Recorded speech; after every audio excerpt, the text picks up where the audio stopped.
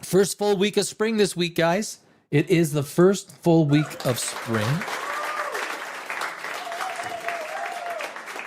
The box office has had its first winning movie. Well, I shouldn't say that. Because if you ask me, look, a lot of people are. We're gonna get to the box office of Project Hail Mary and the entire box office over the weekend. When you got a movie that spent $200 million, basically it needs 600 million to break even. I think. I haven't seen it. I did not have a chance to see it this weekend. I'll probably see it during the week this week, and I'll have a review probably next Saturday, Thursday or Saturday. But on $140 million, gross box office, is it gonna break even, or is it gonna lose money? Because it doesn't look like it's gonna make money in its theatrical release. That's a problem, right? It's a big problem. Water is good. I have not had any wine for since Saturday. I had half a glass of wine on Saturday, and so I thought, okay, you know what? I'm gonna have some wine tonight. Having some wine. Tuesday night big show, having some wine. But if we let's get into this. Let's get busy with do I do this? Oh yeah, okay, no, I can't do. Okay, I see how I gotta do this. Okay. So we're gonna get to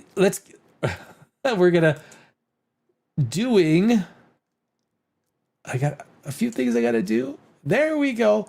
Starfleet Academy, guys. If you see the big headline there, Starfleet Academy has officially been canceled. It's true. It should be surprising to nobody. Nobody should be surprised.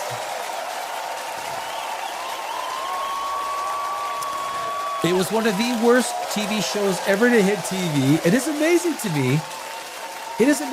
me. As a screenwriter and people that I know, in the business, no one was surprised.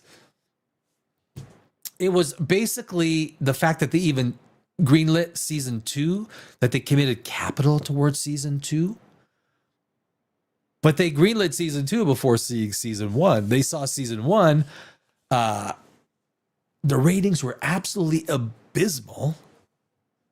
But this is what bad TV, and of course they're blaming it on YouTube. Like YouTube, a few internet people can make a difference in whether people look. 98% of people are not going to watch YouTube to decide whether they're going to watch a TV show. But you know the crew. There we go. We got season 2 still coming. As a matter of fact, though, I think they might just kibosh season 2. They might say, you know what? Season 2, we don't need it. There's no point to it. Like, even when you think about watching it, why would you watch season 2 of a show that's already canceled? Nothing new is coming out. Why would you waste the airtime? Why would you waste the server space, which isn't cheap, on a second season? Honestly, it's going to have even worse ratings than the first season. Star Trek Starfleet Academy will end with its upcoming second season. Variety has learned exclusively. The show was originally picked up at Paramount in 2023, with the streamer renewing the show for a second season before the first had aired. I have no doubt that was Alex Kurtzman manipulating the bosses to we gotta get 2 seasons in. If we don't have 2 seasons, every good show's got. There's allocation of capital within a company, within a studio. You can have a situation easily. Obviously, it happened. Now, I think this was with old management. I forgot what the old CEO was.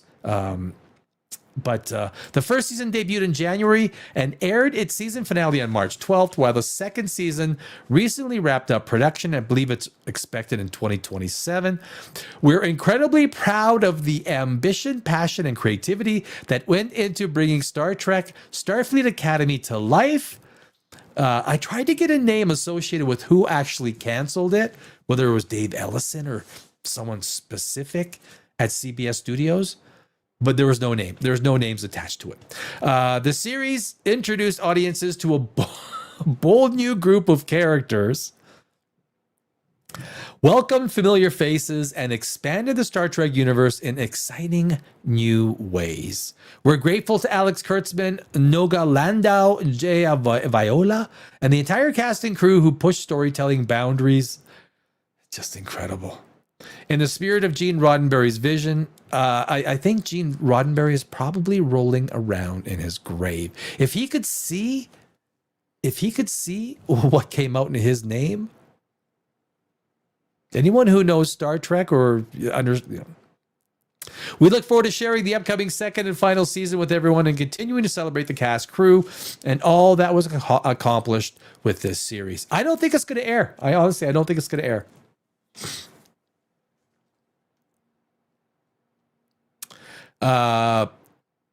You know what? I don't.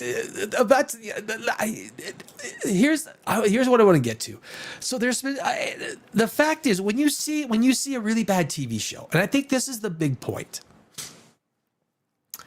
It's a bad TV show if you are in the industry, if you're a writer, director, or someone else in the business. You look at a show like Starfleet Academy. I don't care about the art stuff, okay? I don't care about the art BS. It's art. It's art. No, you know what? You got to create a TV show. You got to find an audience, and that audience has to grow and stick with you. But with these companies, with this media, it doesn't matter because they presented the right political structure, right? The right casting, the right topics. I mean, basically, I think there's a lot more gay content than there was hetero content. That immediately gets, a lot of praises. Instead of real storytelling being on the table as in terms of what we're going to analyze. I mean, this was crap TV. But this is Screen Rant. Why Star Trek Starfleet Academy ending in season 2 is a tragedy. It's a tragedy.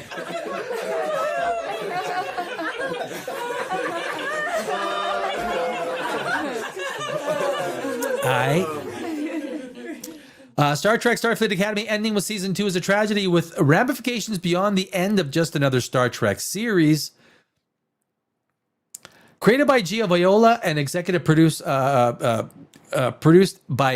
co-showrunners Alex Kurtzman and Noga Landau, Star Trek Starfleet Academy season 1's finale premiered on Paramount Plus on March 12th.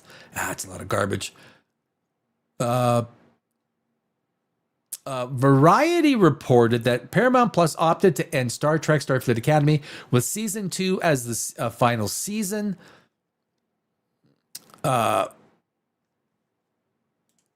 This is Collider, and here's the point. So this is Collider. Paramount Plus ends the best new Star Trek series after Backlash. The best new Star Trek series.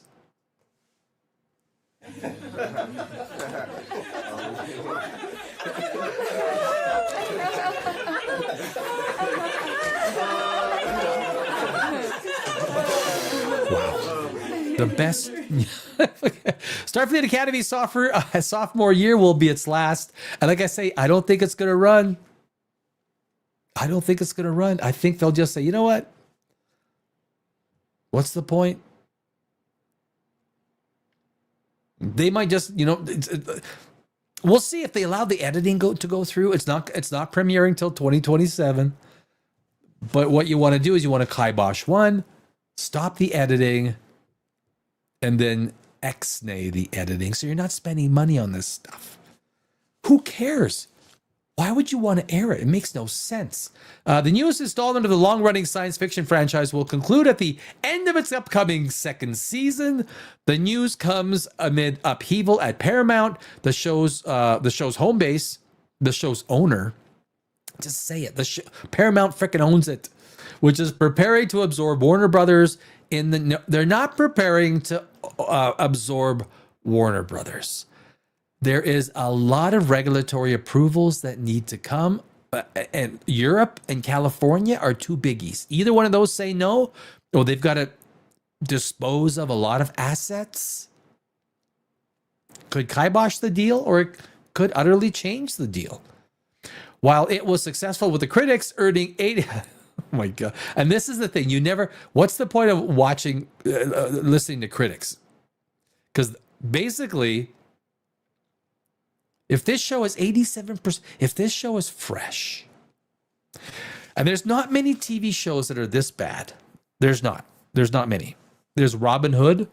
I mentioned this a couple of times. Robin Hood that came out, was it 2-3 years ago or something like that? Robin Hood. Blood Origin. The Witcher Blood Origin. I think The Acolyte was better than this because at least The Acolyte was about science fiction, or it was like don't get me wrong, it was bad. Like it was seriously bad. But Starfleet Academy was almost in a category all unto itself if it wasn't for Robin Hood with a Y, Robin Hood, and Witcher Blood Origin. Look, Witcher Blood Origins might even be better because at least it was funnier. I mean, they tried to be serious, and then them trying to be serious, it turned out to be funny. The series has been canceled at Paramount following its second season. Yada yada yada. I think we get. You know what? There's nothing. Again, there's nothing. They're all going to say the same thing. But these are based. If you are left wing media, and I think this is the difference. As someone who is more, I'm like, call myself center right. I'm a free market guy. I was born in a communist country. I was born in the Czech Republic in 1968.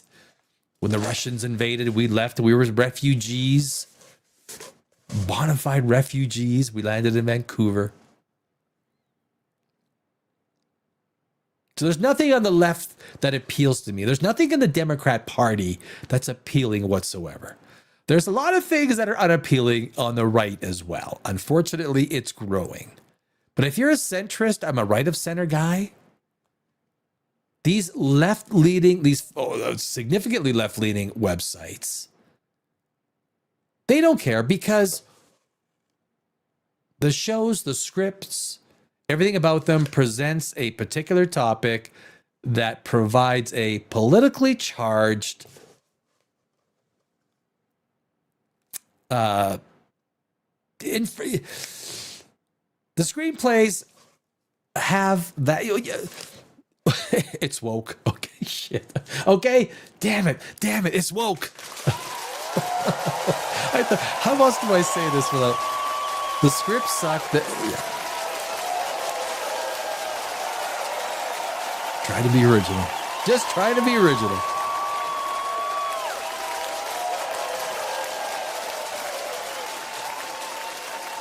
Look at that. Ends the best new Star Trek series after a backlash.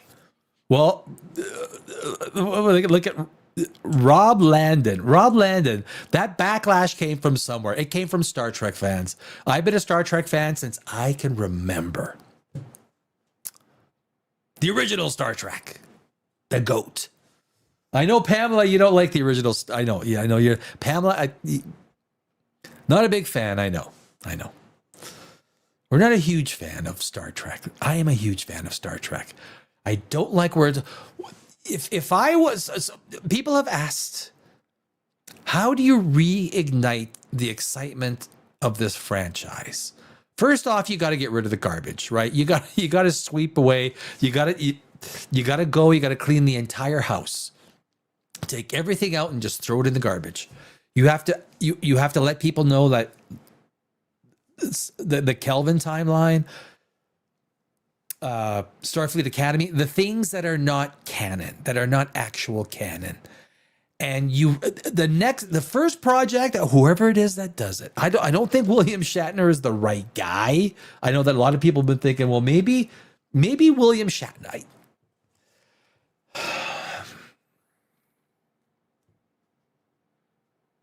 It's going to require a script, and then you have to, is it TV or cinema? I would say you have to let everything settle. Let this entire Starfleet Academy, let it just die off. It's canceled. Don't play the second season. You don't need to. It's pointless. Save the money on editing. Save the money on mastering. Save the money on file space on your computers. No one's watching this thing. Allow it to settle. I think we have Strange New Worlds. I think there's Strange New Worlds, guys. Okay. I got it. We've got to go into where is it? Have you seen the puppet? Have you seen the puppet? Where's the video? There it is. Have you guys seen the puppet? Star Trek Strange New Worlds. They're doing a puppet episode. Oh my God. I kid you not. I'm not going to play the audio, so hopefully we're not going to get copyright written on a hit on this. But this is the 48-second trailer. They've got a puppet episode coming out. I forgot the captain's name. This is what they're doing to Star Trek.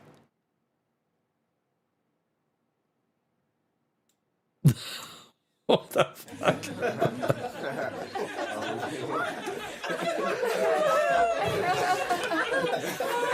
This is Alex Kurtzman Trek. It's a puppet. It's a puppet episode. So they have all the characters that they created puppet. Now, some people might say, you know what? It's entertaining. Well, yeah, but not for a Star Trek episode.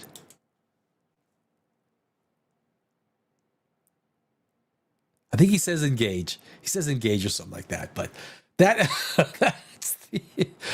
the Star Trek Strange New Worlds delights Comic-Con with upcoming episodes.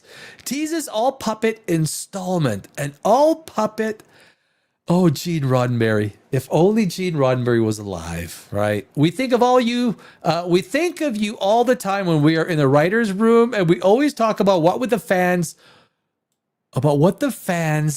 want and would love. Executive producer Akiva Goldsman told supporters at Hall H, these are literally the people you need to sack the entire Star Trek department. Start from ground zero.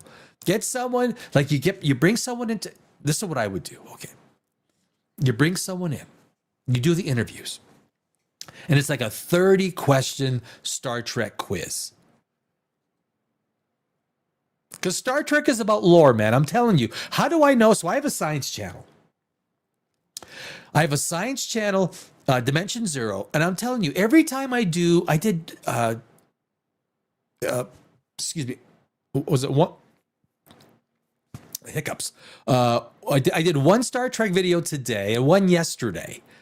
And it's always the Star Trek videos on the science side that go crazy. The Star Trek fandom, more so than Star Wars. As a matter of fact, I think Battlestar Galactica has got a stronger contingent of fans online than Star Wars. Even Andromeda, the Orville. I do videos on everything, and then just pure science stuff, right? We talk about quantum physics and all this other stuff. But Star Wars has got a very deep, thick, and rich lore that their fans are totally, in sync with. So when you have stuff like this, a puppet show episode, are you kidding me? Star Trek Strange New Worlds boldly went exactly where fans wanted them to go. Yeah.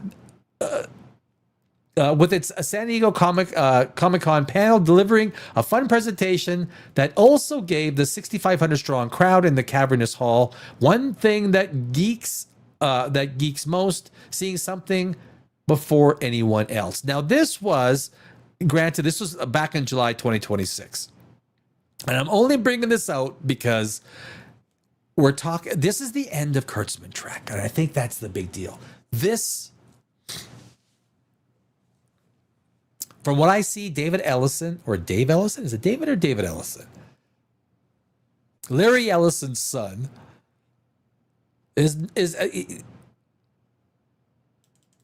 it looks like he's sifting through, and he's kind of now that's regardless of whether Warner Brothers goes through or not, doesn't matter because they own Star Trek. It's their property.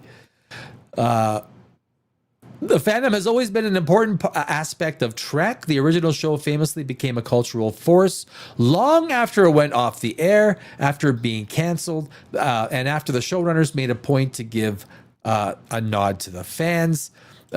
We think of all of you when we were in the writer's room, and we always want to talk about what would the fans want and what they would love. I'm telling you right now, this is probably not one of those things.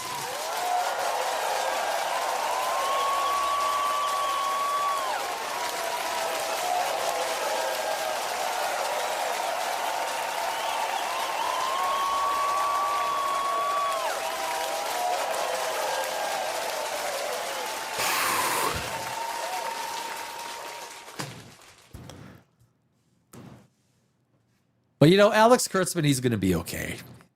He's made about $150 million, $160 million during his time, probably more, because he's got his production company. Because a lot of these productions have gone through his company. Starfleet Academy canceled. That'll learn them. Vivander, sorry about the sound earlier on, brother. I know what happened. I know what happened. But you know what? When I eventually get to the chat, I read it.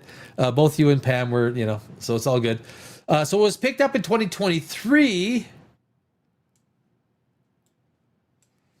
And lots of nasty stuff back in 2022, but most of it was treatable. German-made microphones have the best audio. This is I'm using the LC. Well, what I did is I funneled the master. What it was. So I used the Rode. What I'm trying now, you might notice my audio, my visuals, my skin tone, and everything is a lot better. So it's things have changed.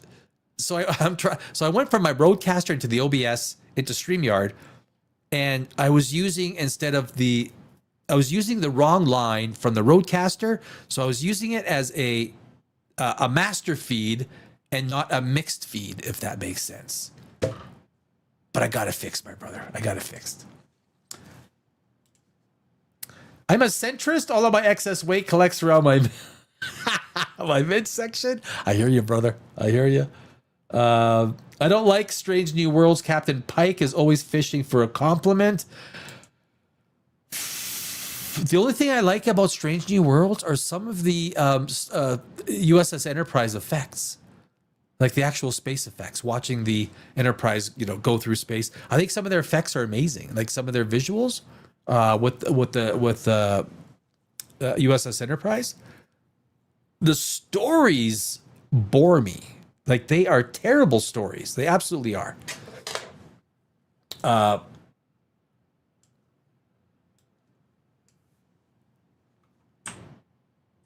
Is that yeah? That's good. But this is I just want to, and we don't need to spend too much time on a canceled series. But the one thing which I think is important to take a look at is Alex Kurtzman. What has he done with Star Trek since he's been in charge? And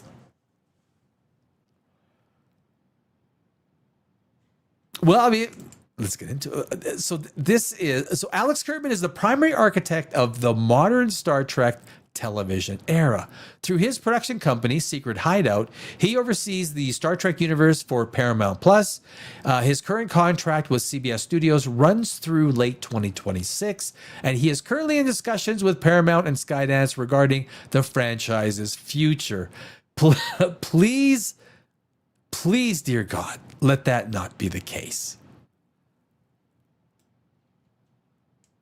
Because if he comes back, if I think this will say everything you need to say about the future if the Warner Brothers acquisition goes through. And they extend the contract with Alex Kurtzman. That says everything you need to hear about what's up and coming with all of the amazing franchises that Warner Brothers has control over. It'd be a pretty scary proposition. Current and active TV projects, of course, Starfleet Academy is canceled now. He serves as showrunner alongside Nogoa Landau. Strange New Worlds. He is co-creator and executive producer. The series has been renewed for a 5th and final season, but I think it's finished production. And everything is finished. Everything is finished at Star Trek. There's no production, I think, for the first time in a lot of years. It's done, right? So, completed TV series as the franchise. Fix this up here. As the franchise lead, Kurtzman served as executive producer and often co-created for the following: Star Trek Discovery. You know, that went downhill so fast. The ratings were abysmal by the time it was eventually canceled. We all know about Star Trek Picard, season 1 and 2. Whoa. Season 3, a little bit different. That was probably, but nobody at Kurtzman Trek had anything to do with season 3 Picard. And it was easily probably the best season or Star Trek period of the Alex Kurtzman era. Lower Decks, you know what? That's animation cartoon. Never watched it. Star Trek Prodigy, executive producer, never watched it. Short Treks, never watched it. Don't know. And that's part of the thing, right? If there's good Star Trek, I'll watch it. I'll be the guy that comes back week after week to watch the new episodes. But now here's Star Trek.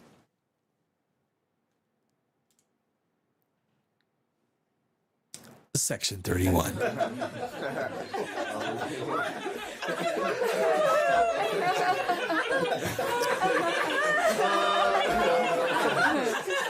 Perhaps one of the worst movies ever made. Section 31 is right up there with Starfleet Academy. The Kelvin Timeline movies, Kurtzman co-wrote the screenplays for Star Trek 2009, which I think was an absolute abomination for Captain Kirk. I think what they did to him, there are so many ways you could have went with a young Captain Kirk. The way they went, really, they did nothing to make you feel that this guy really is the best Starfleet captain in history. And that's, I think, one of the big things is taking the whole Kelvin timeline. If someone new comes in and they want to restart this entire franchise, you got to take out the Kelvin timeline and you got to take out Starfleet Academy and Section 31, if you ask me. Actually, just probably best to take everything that happened at Kurtzman Trek and just get rid of it. Just get rid of it. Projects in development. That's not Star Trek. So he's got a pitched spin-off from Strange New Worlds, showrunners focusing on Captain Kirk's first year on the Enterprise. Look, just get rid of this guy. Picard follow-up reports include Kurtzman is eyeing a possible TV movie follow-up to the Picard series, basically because of Picard season 3, the one season that he had nothing to do with. Nothing. The best thing that could happen was Star Trek. Now that Starfleet Academy is canceled, just cancel the entire kit and caboodle.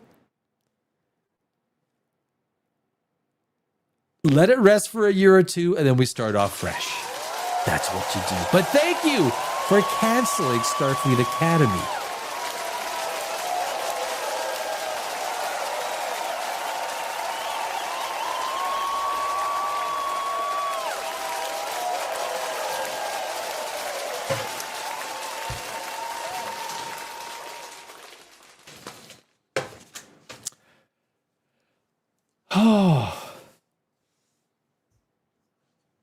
It's a tough job. Someone's got to do it. So the next thing we're going to get into is the the weekend box office. Where are we here? I'm totally doing things a new way here, so I am. No, I don't need that. Don't need that. Ready or not? There we go. There we go. There we go.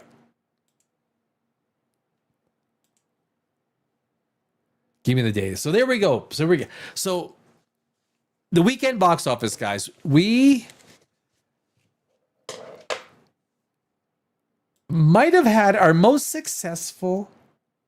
Oh, can't see that. Sorry. Let me see if I can fix that. There we go. We might have just had our most success. Oh, let me. Pardon me. There we go. There we go. That's better. We might have just had our most successful weekend of the year, believe it or not. It's the end of March. And finally, a movie has come out that has done actually not bad numbers. But the problem is, I will argue the numbers are not that great. But basically, here's our weekend, right? Friday, Saturday, Sunday. $52 million total weekend on Friday. I call it $50 million on Saturday and $36 million on Sunday. There's nothing good about these numbers. This has been a terrible box office. The summer box office had better perform, or else 2026, which wouldn't surprise me if 2026, even though there's more releases, that 2026 is a worse year than 2025.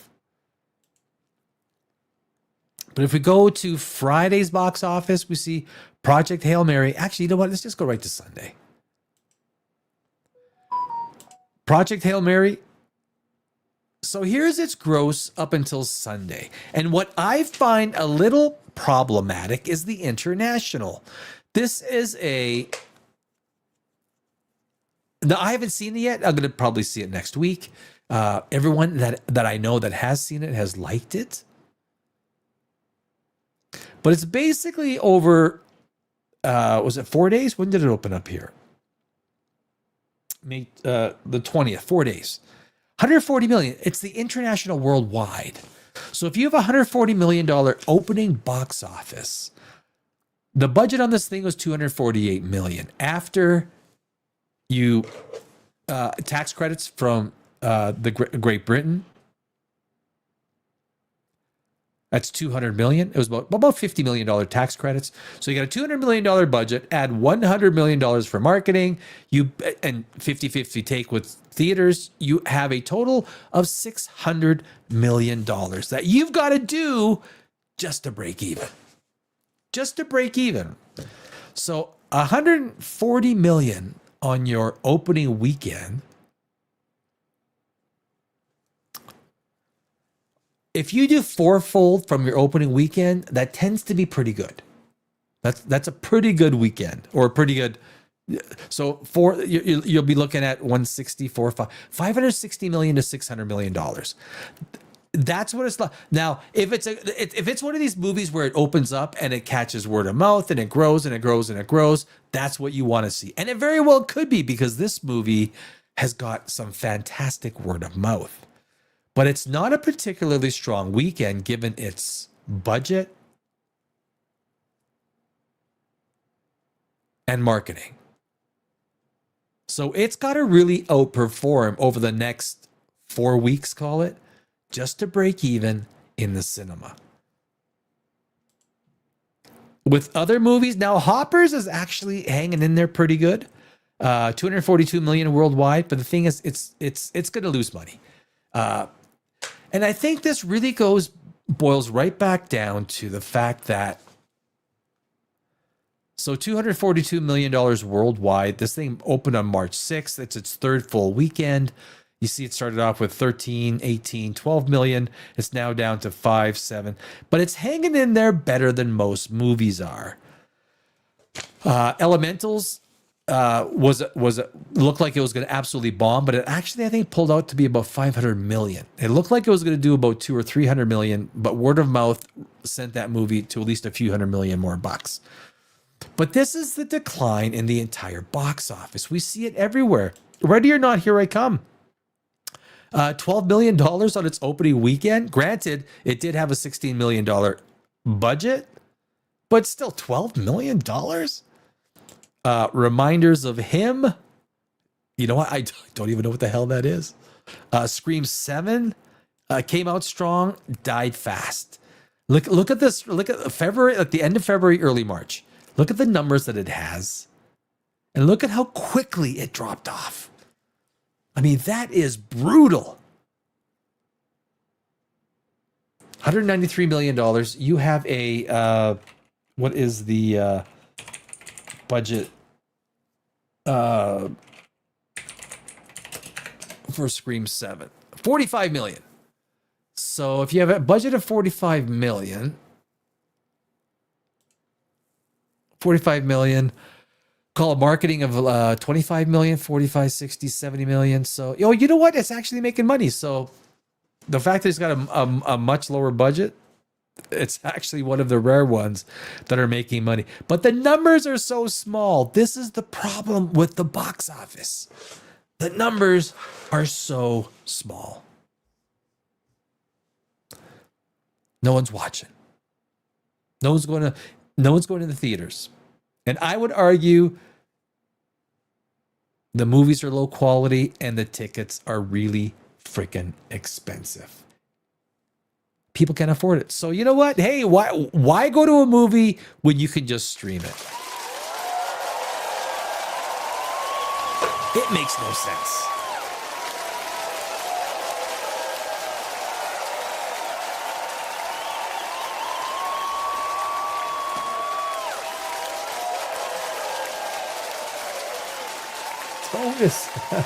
Did I read this?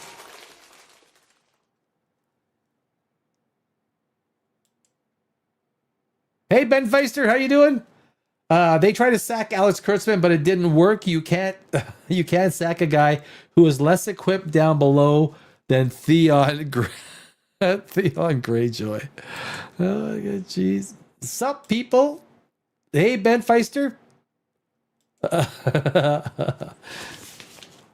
No, actually, it might be good. I screwed up the first 20 minutes of the show. Totally screwed up. I had my audio was totally clipping. It was like distorted. So it's all good. It's all good. Vivander, blow-up dolls were more expensive in 2026 than they were in 2025, even when adjusted for inflation. That's true. That's true. I mean, you literally, when you go to the grocery store and you look at things that were like, I look at some stuff that I used to buy for like $2.50, $3, $3.50. Like some of those frozen dinners, right? Like some of my favorite frozen dinners.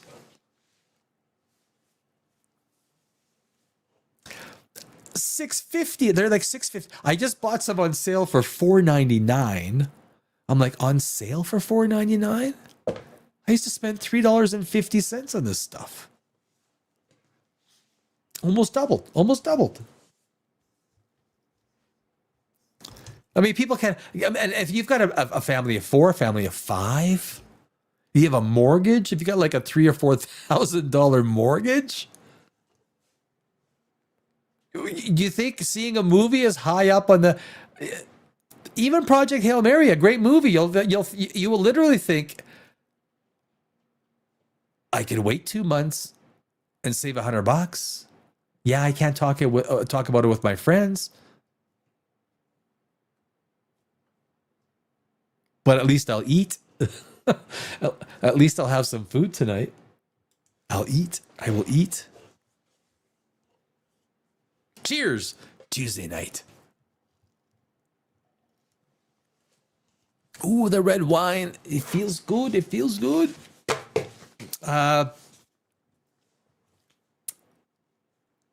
Where are we here? So that is our box office. I'm still getting used to this. Okay, what can I do here? I want to do...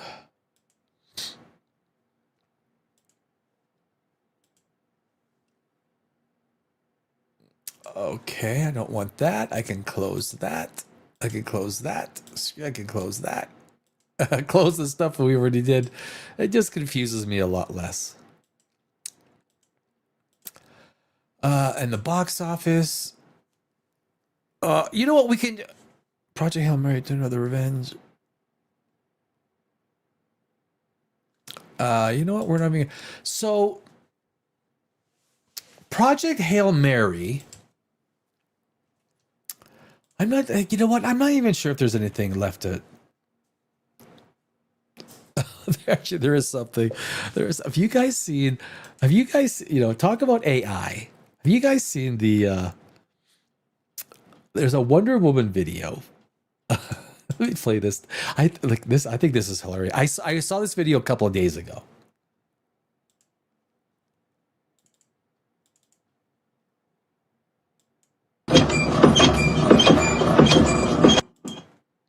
Hold on a sec. Let me. This is absolutely hilarious. I don't know if you guys have seen this. Where are we here? I've never put a short on. This is the first time I put a short. So this is a AI video, and I forgot who did the video. There was another girl, actress that did this. And then they just replaced AI with Wonder Woman. Watch this. This is freaking hilarious.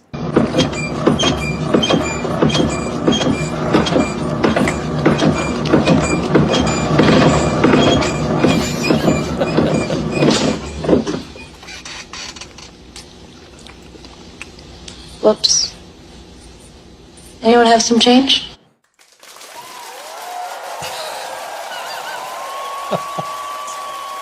I've watched this thing about I must have 20 or 30 times, and I thought, you know what, I gotta share this thing. It's AI. Obviously, it's AI, but it really is amazing. But just this actually Flash's face. You see. Let me play it again. Watch Flash's and Batman's face. This is. Look at Batman.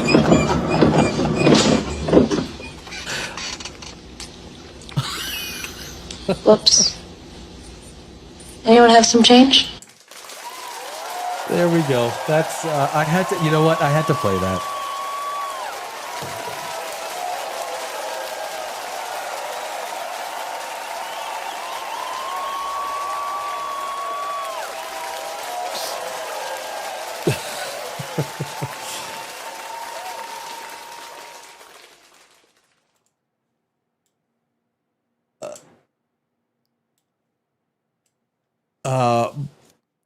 Where are we here?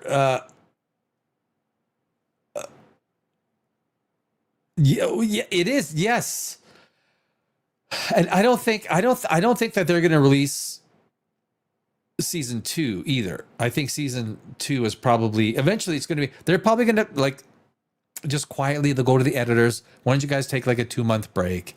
I mean, this. Why would you even air season 2? It would make no sense. I mean, it makes for hilarious online content. I mean, it does. Yes, I've seen these. You should see the one with Stifler's mom from American Pie. All right, I got a note to self.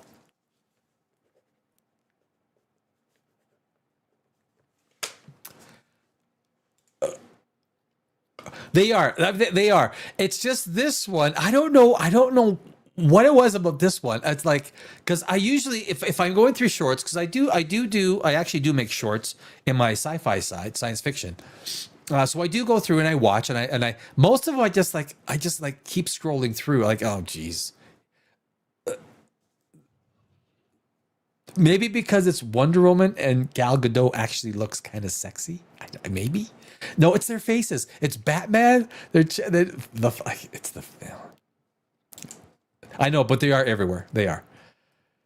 They even did it with Marty and George McFly watching his Lorraine on that rocking horse. Are you serious? Why haven't they sent me that one yet? Marty McFly, really? Holy jeez. I am watching the old HBO show Deadwood for the first time. That's a damn good show.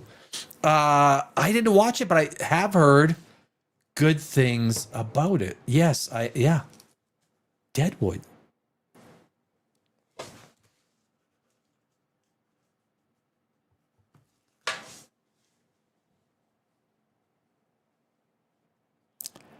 Note to self, and I noted. Oh. Oh, shoot. What?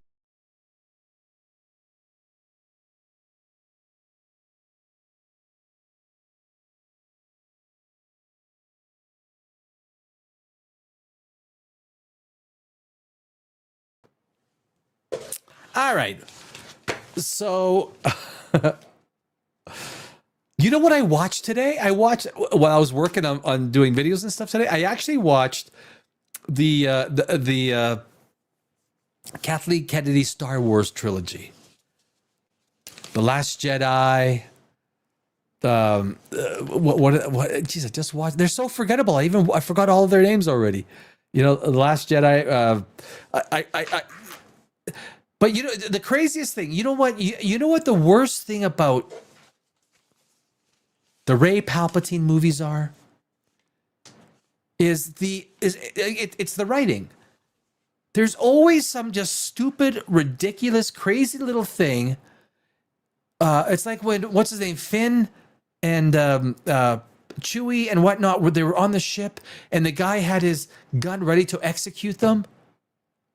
And then he kills all the stormtroopers and says, I'm the spy. I'm the spy.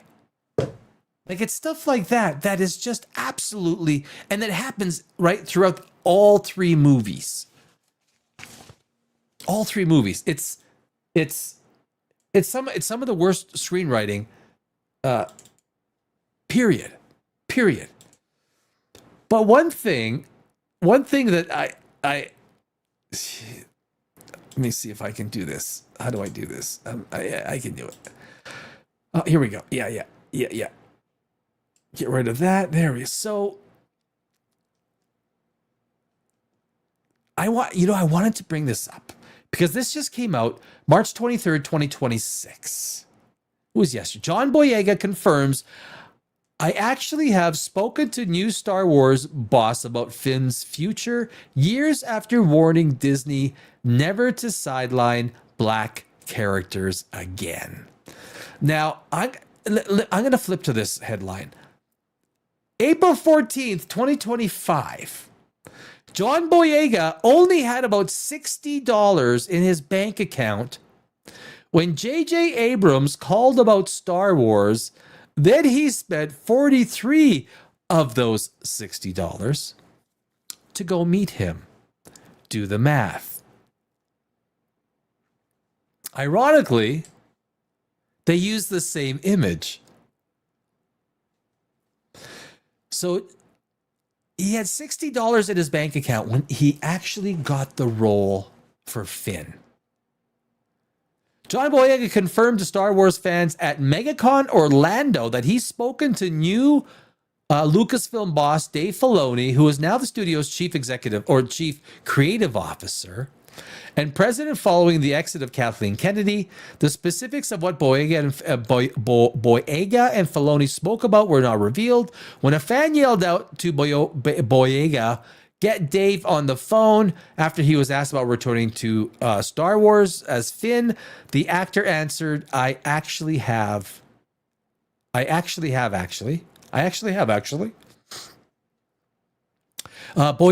Boyega debuted as Finn in 2015 Star Wars Force Awakens, and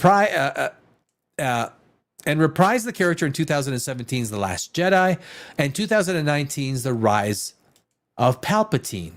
His role in the trilogy led to online harassment for sexist and toxic Star Wars fans upset with a black actor playing one of the leads in a long-running space franchise, which is bullshit.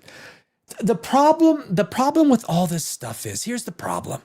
You've got this massive social media verse, and all it takes is one person to say something from anywhere around the globe, and all of a sudden, oh my God, we're being deluged with. Now, I'm not saying there could have been more, but you know what? I hardly doubt. It's not like you were race swapped with another character. You're a brand new character. There's so much of this stuff I just don't freaking buy. I could give you my own incidents when I lived in Los Angeles, when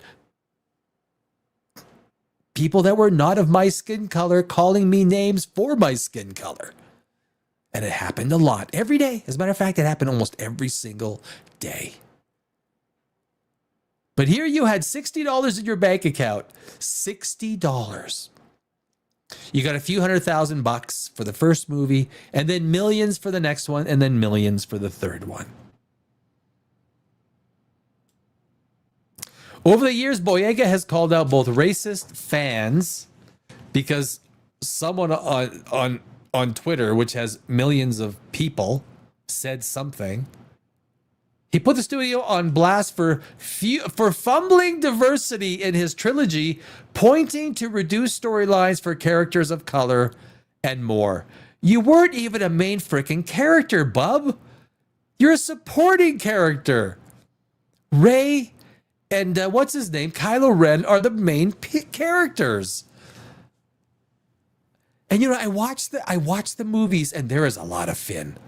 Right? There is a lot of Finn in these movies. Boyega first aired his Star Wars grievances to GQ magazine in 2020, saying at the time, what I would say to Disney is, do not bring out a black character, market them to be much more important in the franchise than they are, and then have them pushed to the side. It's not good. I'll say it straight up.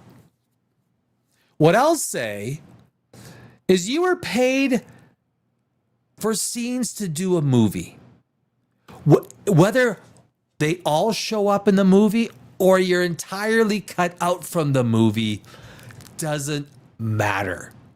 You were paid for showing up and acting out these scenes. Now, they could cut you out completely.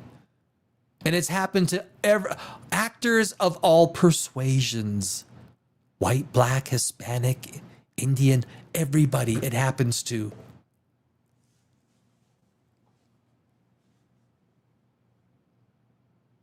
You're not a main freaking character, bro. You're not.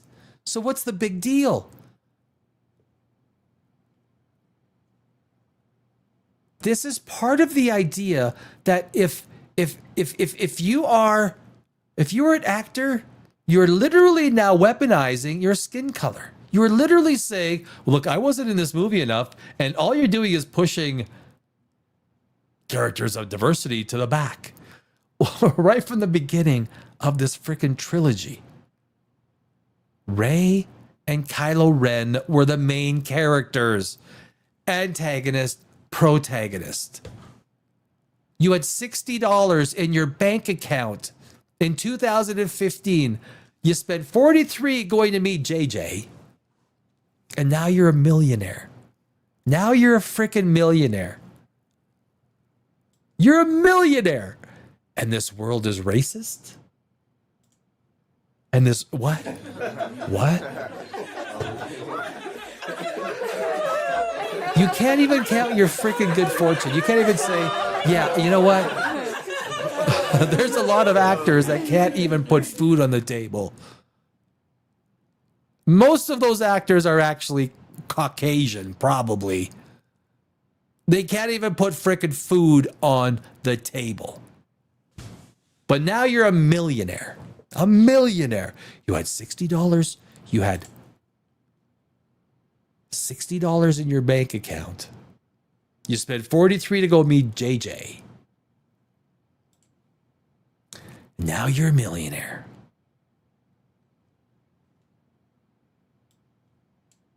Boyega later revealed to THR that a Disney executive reached out to him following his GQ interview. He said that he had a very honest and very transparent conversation with the exec, and added there was a lot of explaining on their end in terms of way they saw things. No, there's not.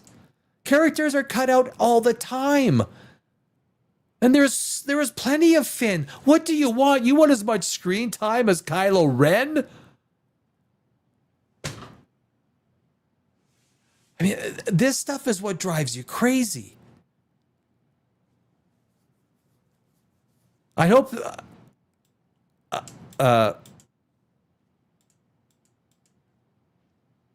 why is it not highlighting? Oh, there we go. I'd hope that that me being so open with my career at this stage would help the next man, the guy that wants to. No, it doesn't. It doesn't help the next man. You already. This is what drives you crazy. So you're a millionaire. You had $60 in your account. Now you're a millionaire. You're getting roles left, right, and center. And the system is working against you. Really, really. John Boyega. And now, a few years after 2022, Boyega appeared to distance himself from Finn by telling Sirius that at this point, I'm cool. I'm cool off of it. I'm good off it. When asked about returning the Star Wars franchise, he added, "Versatility is my path, and Finn is at a good confirmation point where you can just enjoy him in other things. The games, the animation, I feel episode 7 to 9 was good for me." Oh, no. Now it's probably not. Give me more of that Star Wars money, right? Give me more of that Star Wars money. I'd can his character. I would. You know what? You fuck. It's just shocking to me. This just shocks me. When you watch episode 7, 8, 9, and you think there's a lot of Finn in every episode, he's a supporting character. What do you want? Well, you know what? Ray and Kylo Ren had a lot more screen time than I did. Well, they are the main characters. You could be cut out of this entire movie and no one would care. Really, no one would care. Your character was about as appealing as a nosebleed. And no one wants one of those. It wasn't. Your character is basic, boring. But you had $60 in your account, now you're a millionaire. And you can't be freaking thankful for anything. You can't go, thank God for Star Wars. Because I really didn't know when I was going to get my next meal. But you've always got something to bitch about, right? Always something to complain about. Like nobody else has been cut out of a part.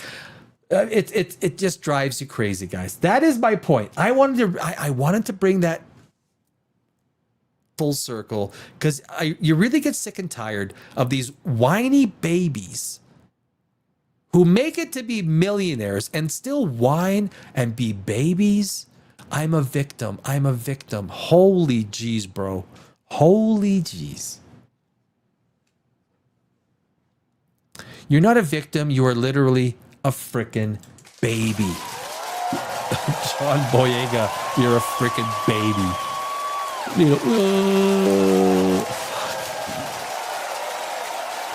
You make everyone who is struggling sick to their stomach. And that's the bottom line.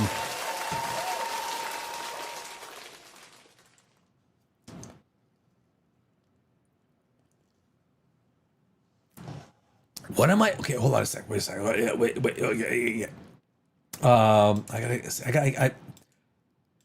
And now I gotta do. There we go. I gotta do. Oh shoot. I hope one day I get big enough to like afford a associate producer to help me with. We're gonna go right to the grab bag. Ven Feister.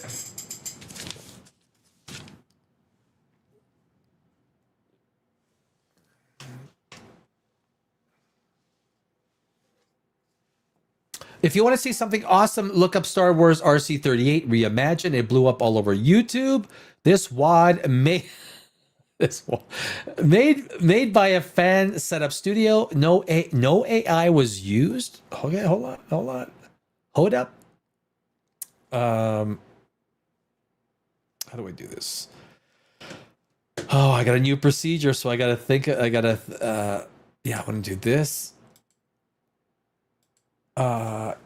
Star Wars RC 38 video, right?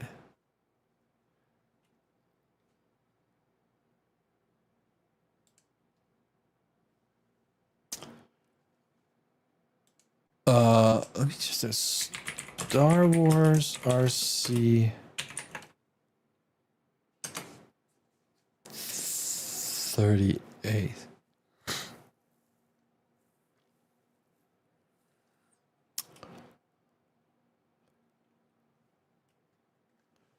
So I gotta type in reimagined?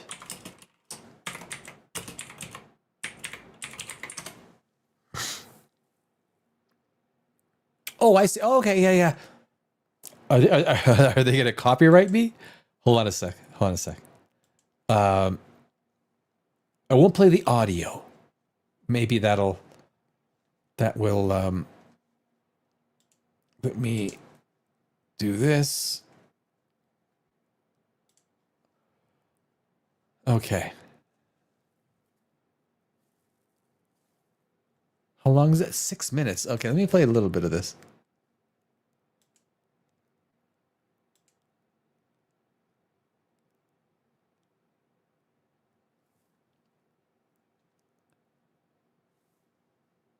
RC or SC, right?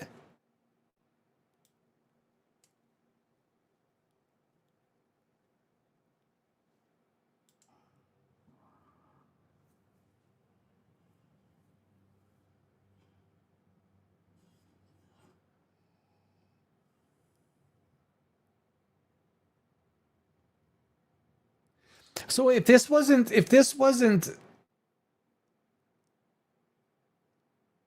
no AI was used, so they're just using edits, right?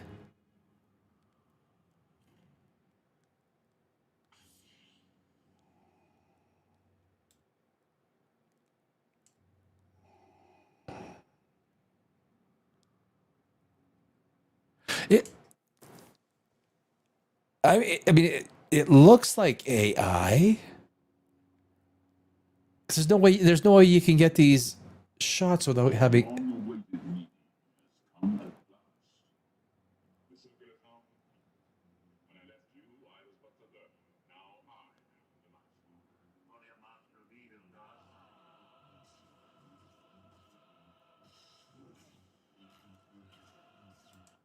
Just so I don't get copy.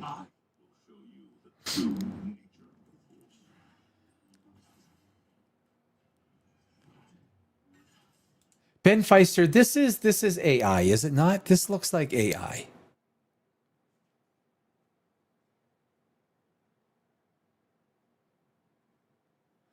So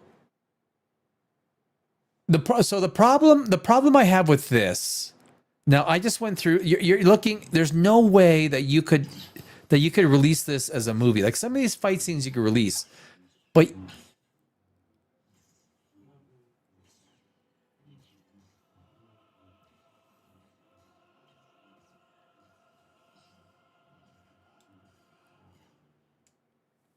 just I have to defend Star Wars a little bit. I will, and I got a lot to criticize Star Wars about.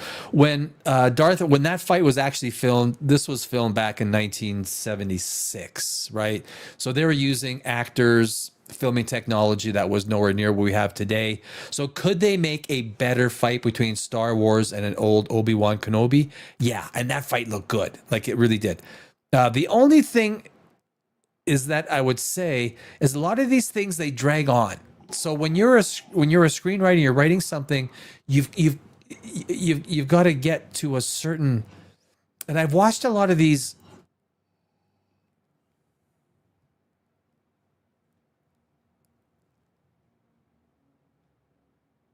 Like that wasn't a scene that I would put in. That would probably get cut from the edit.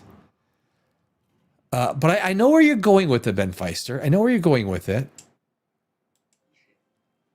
I don't want to play it all because of copyright stuff, right?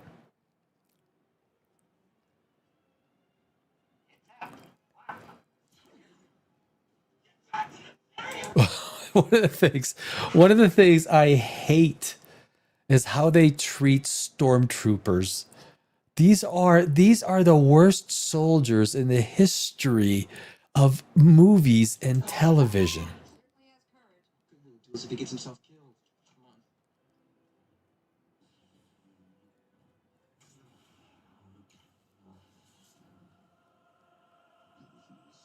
Anyway, I get you. Okay, I get you. Yeah, yeah. So, um, I don't want to. I don't want to get myself into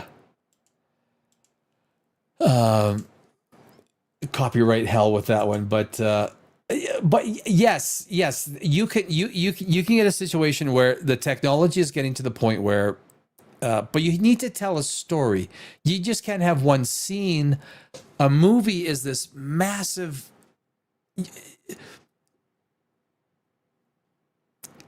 You can't. You just get so everything. A lot of the stuff that I see, I as a screenwriter, I'm like, okay, that's not gonna. That's no, this stuff isn't going to work as you might think. I need to write an original screenplay, and then I need to make visuals and actors over top. Basically, that is a recreation, right? Reimagined.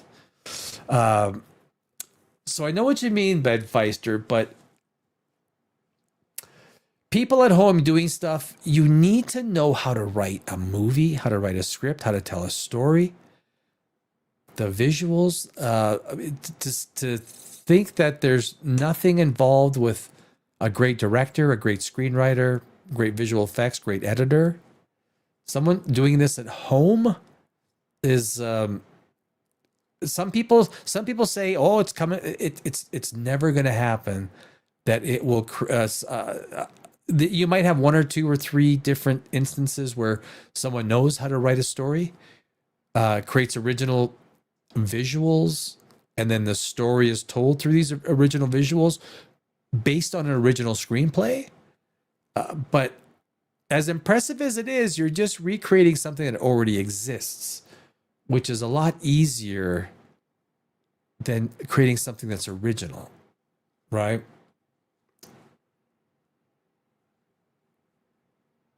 Uh, and again, I would say that like Disney recorded that 50 years ago, the Obi-Wan and so if you told Disney, okay, you've got to redo this fight between Obi-Wan and Darth Vader, I'm sure that they could recreate it pretty good, right? I'm not dismissing the idea of fan-made stuff, but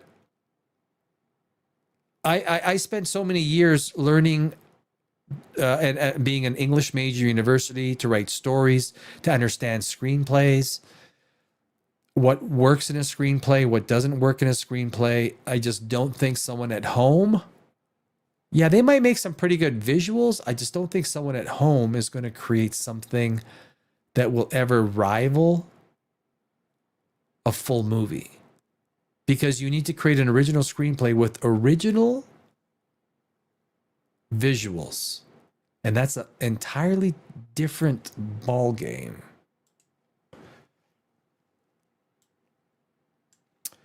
Finn was the most promising character of the new films. It was a shame that they blew it, but they destroyed every character, and Boyega is coming across like an ungrateful bitch. I didn't like the character. I didn't. It didn't make any sense to me. Like you think all of these thousands and thousands and thousands of stormtroopers, thousands upon thousands of stormtroopers, and there's one guy who gets a little blood smear across his face who decides, I quit. I quit. And then he's talking like he's been in the rebel force for like 50 years or his whole life. Like later in the movie, he's talking like he's been there his entire life. I did not like the character of Finn. I didn't. He's an okay supporting character. That's it. The laughing, all the jokes, like, you know, in the what was the first movie, like the Force Awakens. Kylo Ren comes off the ship and Poe, he's there. He's got his hands behind his back. You've got this high tension scene, and it looks like something's going to happen, or there's going to be more tension built, and then Poe just starts making jokes. The jokes and the convenience of the screenplays were so bad.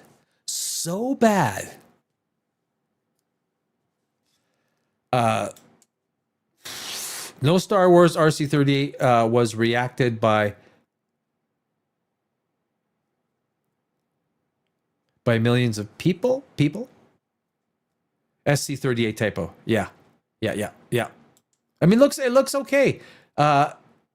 Creating a full story and not just recreating what's already been made are two different things. So until I see something original from somebody, and not just a 5-minute little take, I mean a full. Because when you're a screenwriter, that is what you got to do.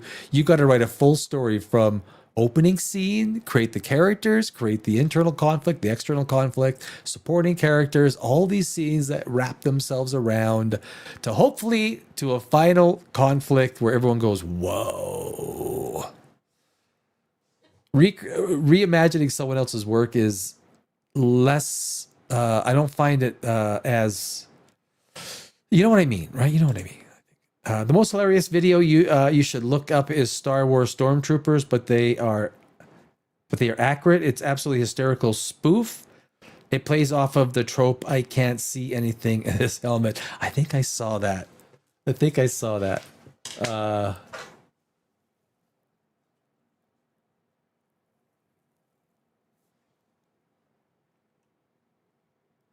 Star Wars Stormtroopers.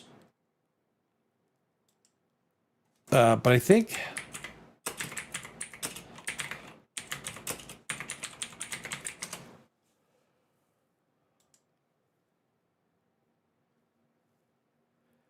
I think I saw what you were meaning, but that doesn't bring up any specifics. Star Wars SC38 wasn't supposed to be a replacement. It was more for fans uploading something to give something the fans want that Disney refused to give them in their productions. Gotcha. Yeah. But I would say that, that fight with Darth Vader and Obi-Wan was 1976 that it was filmed, right? It was filmed in 1976.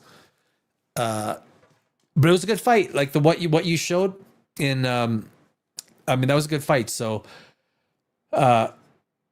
and I would say after watching all the 3, 7, 8, 9, I mean, the fights are, I mean, some little morsels of the fights are okay. They're okay. I don't know if there's anything overwhelmingly amazing by the fight scenes in 7, 8, and 9, having just basically watched it all day long as I make videos. So it is. Oh, Wonder, you know what, guy? Did you hear? I don't know if you guys care that if you want something original from fans of Star Wars, you should look up Star Wars Theories. Actually, I have watched Star Wars Theories stuff. Film of Dark. I have seen that one. It's okay. I mean, it's okay. As someone who writes screenplays from start to finish, this stuff is great as fan stuff, but if you're going to write an entire what would impress me is if someone wrote an entire screenplay, tested it, wrote and rewrote it, and put it, but the thing, but I think the thing is, the studio is not going to put out just random fights here and there and make random this and that. Like they're as much as they've screwed up Star Wars, right? We know that they have screwed up Star Wars, and these people have no idea how to unscrew it, and every idea that they have continues to screw it. They're not going to put out these random scenes of this and that, or even called short stories, right? Short stories, Star Wars short stories. They're going to even put out a TV series, or they're going to put out a movie. So that does leave the avenue open for fans to create some stuff that keeps the juices salivated. And I know Star Wars Theory, yeah, he creates some stuff. And there's a few people that I've seen that are like they're pretty good. I mean, some of the stuff is like, okay, well, you got to move off of that scene. That can way too long on that scene. You got to, but even Disney has admitted, though, to your point, Ben Feister, Disney has admitted, based on what they were talking about, that there will be a day where fan-made episodes might be the norm. that basically people that know how to write episodes, that know how to create content, they created that could be the norm. That could be because they own the property, so they can monetize it. I mean, you cannot create Star Wars stuff without them, they own it. They'll monetize it. And that was one of the things that Disney was talking about, right? Was allowing these people to create this stuff en masse as technology becomes better and better. But Disney will make money off of it. They'll take the money for sure. And it will get better for Ben Fight. It will. These people, even the stuff that I do. But I early in the show, we went through Sora, OpenAI's. They canceled Sora. Sora is done. At least for the time being. They might go public, get a whole, few $100 billion or maybe a few $1 billion into the kitty, and they might reignite Sora. But there is an interesting we'll see where it all goes, and it's all premised on AI, right? AI generation of this content, and it gets better by the week, every week. There was a what was it? The other thing was Wonderman. I wondered, did you guys watch Wonderman? Where is the Wonderman? Did I got? Oh, there it is. I got one article of Wonderman, and I bring this up because I did watch Wonderman. I don't know if you guys did. There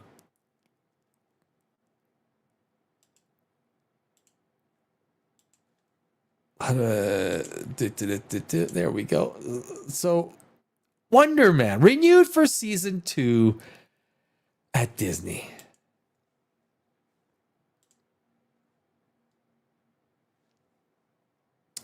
And of course, it was less of a superhero show and more basically about these two characters. It was charming. It was entertaining. Did I enjoy the series? You know what? I didn't. It wasn't a case where I didn't enjoy the series. Ben Kingsley is an amazing actor. If you guys haven't seen it, it's not the worst thing to watch. It's not the best thing to watch, but it's also not the worst thing to watch. There could have been a little bit more super in the hero. But now that's wonderful news. The Marvel television series Wonderman has been renewed for season 2 at Disney. The news comes around 2 months after the series launched, with 8 episodes of the first season debuting on the streamer on January 27th. Yahya Abdul-Mateen II and Ben Kingsley starred in the series as Simon Williams and Trevor Slattery, respectively. Both will return in season 2. The season 1 cast also included ex-Mayo Demetrius Gross, Zlatko Bur. These names get harder by the year. I'm telling you. Ariane Moayed and Olivia Thirlby? Thirlby? The hell is that? Cast iron charcoal smoker tray? Hook me up. The series was created by Destin Daniel Cretton and Andrew Guest. Guest will return as a showrunner, executive producer. The official log line of the first states aspiring Hollywood actor Simon Williams is struggling to get his career off the ground. During a chance meeting with Trevor Slattery, they met in a movie studio or movie theater. An actor whose biggest roles may have been well behind him. Simon learns legendary director Von Kovac is remaking the superhero film Wonderman, yada, yada, yada. It had a 91% critical rating on Rotten Tomatoes. I don't know if it should have been that high. It wasn't bad. I don't know, 91%. It's fresh. I would have certified it fresh as a critic, for sure. This marks one of the few times in live action Marvel Cinematic Universe a series has returned for a second season. It's true. Disney Plus has previously aired limited series like WandaVision, Hawkeye, The Falcon and the Winter Soldiers, and Moon Knight, Loki, and Moon Knight as single seasons. Loki, starring Tom Hiddleston, did air for 2 seasons, while WandaVision spinoff Vision Quest is currently in the works. Disney Plus also relaunched a Daredevil. I think does Daredevil start tonight? I think Daredevil is tonight, right? A Daredevil Born Again in March 2025. With the second season of that show debuting March 24th. Tonight, it is tonight, March 24th. I am actually, guys, I'm going to try and watch it. I'm going to try and get into Daredevil it's never excited me. I'm going to try and maybe tomorrow watch the first season and get into the second season. I know a lot of people like it. And I understand why. I do. I understand why. But it doesn't spark my fancy. I don't know why. It's like Harry Potter. I try to watch Harry Potter and I just cannot. I keep trying to get into it and I cannot get into it. It's just one of those things, right? If it's not your cup of tea, it's not your cup of tea. So that's,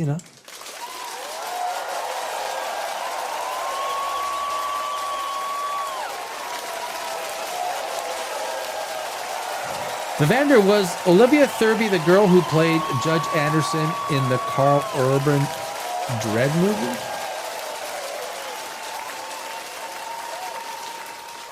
I could take a look.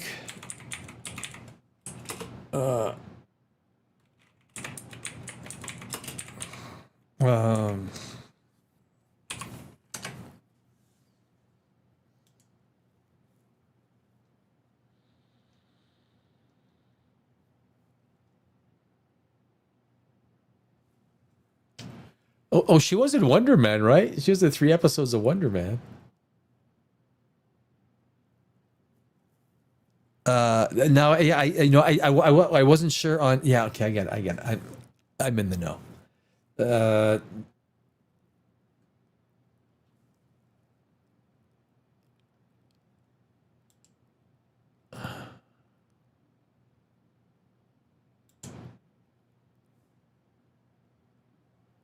Yes. Yes. Thank you for waiting. But she does have, yes, she has that credit. That is her. That is correct. She is the judge in the Carl Urban. Yeah, Carl. Yeah. Carl Urban. Right. Okay. Oh my God, this totally came back to me now. Jeez, when was this? This was the 1990 or 2012. Wow. Really? But yeah, that was her. Yeah, she was the judge. Yeah. That is correct, Vivander. That is correct. Ben Kingsley is a legend. He's been utterly wasted in the MCU. Ben Kingsley is such a good freaking actor. Ben Kingsley is, and he is literally what makes Wonderman. He is. I mean, both actors are amazing. They're both these guys are good, and they play off of each other really well. Really well.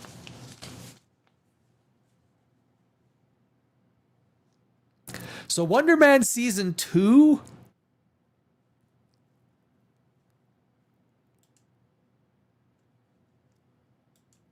We'll see, but if they have approved scripts, they start filming this year. Maybe it's 8 episodes. They used to be able to get 20 or 26 episodes out, 12 to 18 months.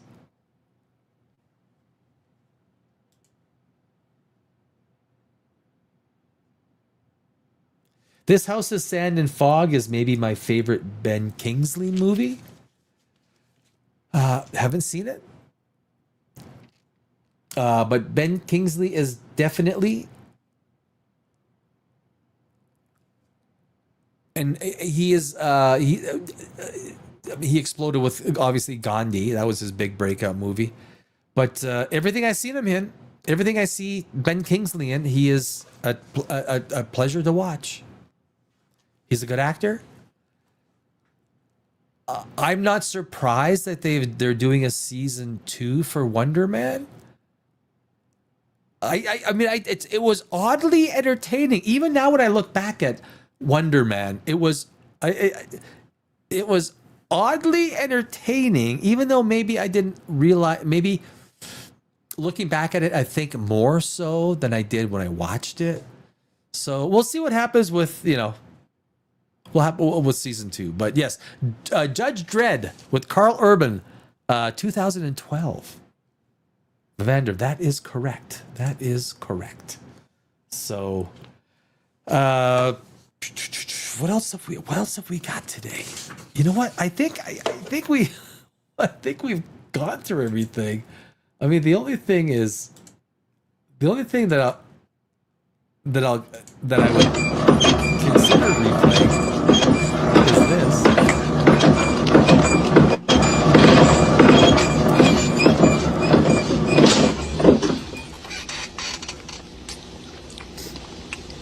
Whoops. Anyone have some change? That is.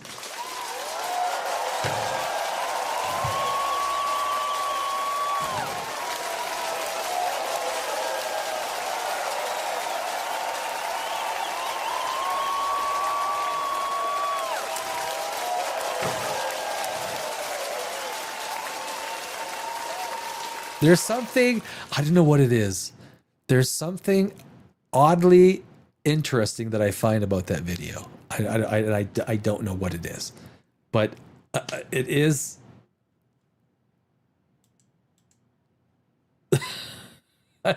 There's something about you know what? I'll probably watch it a couple more times before I go to sleep tonight. So that is a matter of fact. Guys, I think we're going to leave it there for the evening.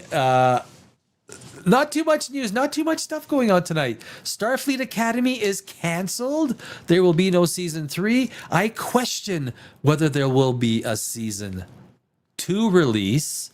Why? Why would you do it? It makes no sense. You've canceled the show. You've filmed it. You've blown the money. Stop blowing the money. We'll see. We'll see if they actually end up releasing it. Alan Ritchson. The motorcycle fight. Let's watch where that goes. On Thursday night, on the Thursday Night Big Show, we'll see if there's any developments with the Alan Ritchson battle. And I did mention Cesar Chavez, right? Cesar Chavez is canceled. He's been canceled in California because they've found some things with children or something like that. You know, like just... Everything Cesar Chavez just changed to Chuck Norris. That would do very good for, you know, that'd be a good change. That'd be a good change. So anyway, guys, thank you very much. Vivander, Ben Feister, Pamela, everybody that's been watching in the background, thank you very much. My name is Danny Alex. This is Tuesday Night Big Show. We will see you on the Thursday Night Big Show in about 46 hours. I thank you, and you guys have a great evening. Cheers.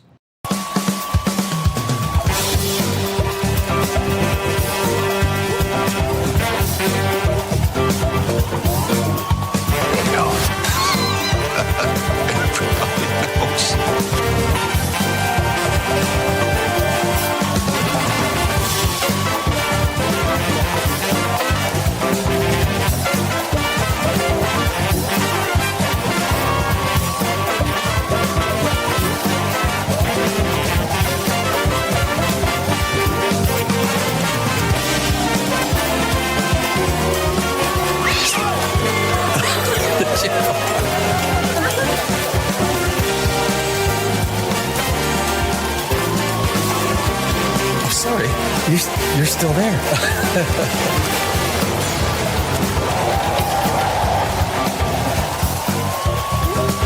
Yeah, baby.